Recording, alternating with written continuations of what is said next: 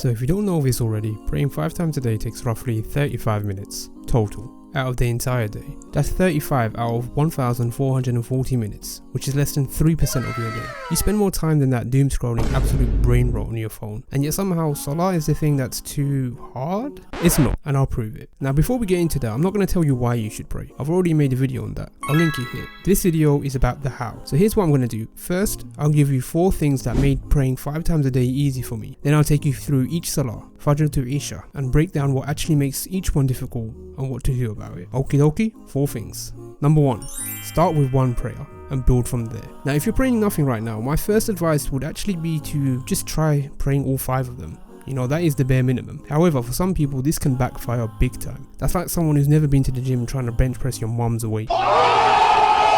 You last about 2 days and then you feel terrible about yourself. So instead, in the first few days, just pick one Salah every single day, non-negotiable. Once that feels natural, and it will, add the second. Already praying 2, make it 3.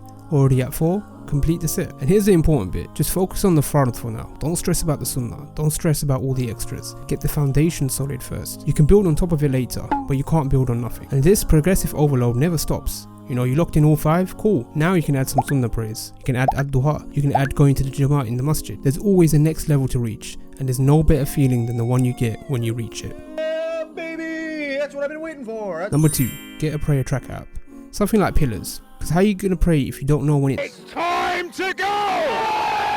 Along with the prayer time notifications, you can also use their Salah tracker to tick off each Salah after you've prayed them for that quick dopamine boost, you dopamine little crack. Number 3, learn what you're actually saying. This one is a major clutch tip because most of us have been reciting the same surahs since we were kids. You know, Al-Fatiha, Al-Ikhlas, the short surahs at the end, and most of us have absolutely no Scooby of what any of it means. Learn the meaning behind Al-Fatiha. Learn what you're saying in ruku', in sujood. It doesn't take long. But when you actually understand the words coming out of your mouth, prayer stops feeling like a brainless ritual you're going through and starts feeling like what it actually is. A conversation you're having with your Lord. And number 4, this is the goated one. Plan your life around Salah, not the other way around. You know, because most of us try to squeeze prayer into our day. You know, I'll pray there when I get a gap, I'll fit it in there somewhere, and then you never do, because there's always something else. Like how many times have you planned an outing only to realize midway through that you're now going to miss half your salahs in the day because you're deep into the escape room with no wudu and no way out?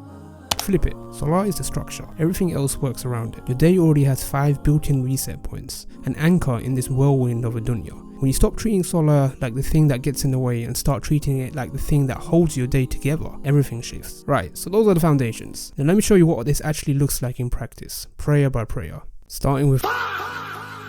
we're starting with the big bad final boss of Salah. And yeah, I still struggle with it from time to time. Because I don't know about you, but me, I ain't no morning person. But let me put you onto the secret. Fajr isn't actually a morning problem. It's a night before problem. Because if you're going to sleep at 2 AM, doom scrolling through Muslim Twitter beef, yeah, Fajr is going to feel like a myth. The battle for Fajr is one at night. Go to sleep at a reasonable time. Make your niyyah before you sleep. Set your alarm. That's literally it. And when the alarm goes off, don't even think. Thinking is the enemy. The longer you lie there negotiating with yourself, the more shaitan is aura maxing you. Just put your feet on the floor. That's the win. Everything after that is autopilot. Duhur.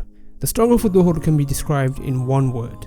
Awkward. You're at work, you're at uni, you're surrounded by people who don't pray, and then there's voice going, you know, where am I even going to pray, bro? Like, what if someone walks in? What if they call immigration on me? Well, to be honest with you, it never really is as deep as you make it out to be. And I am living proof of this. So many times I try to talk myself out of Duhur, but where there's a will, Allah paves the way. Find a spot, any spot. You know, I've prayed in stairwells, I've prayed in car parks, I've prayed in changing rooms. It doesn't need to be pretty, man. It just needs to happen. If you make the intention of praying that Duhur, trust me, Allah makes it happen for you in ways you can't even imagine. Asr. Asr is the sneaky one, the one that sometimes feels like it comes out of nowhere. You don't even mean to miss it. You know, you're just in the middle of the day, you're working, you're studying, you're grinding, and you see the notification and you think, yeah, I'll pray in a bit. And the next thing you know, the damn sun is logging off.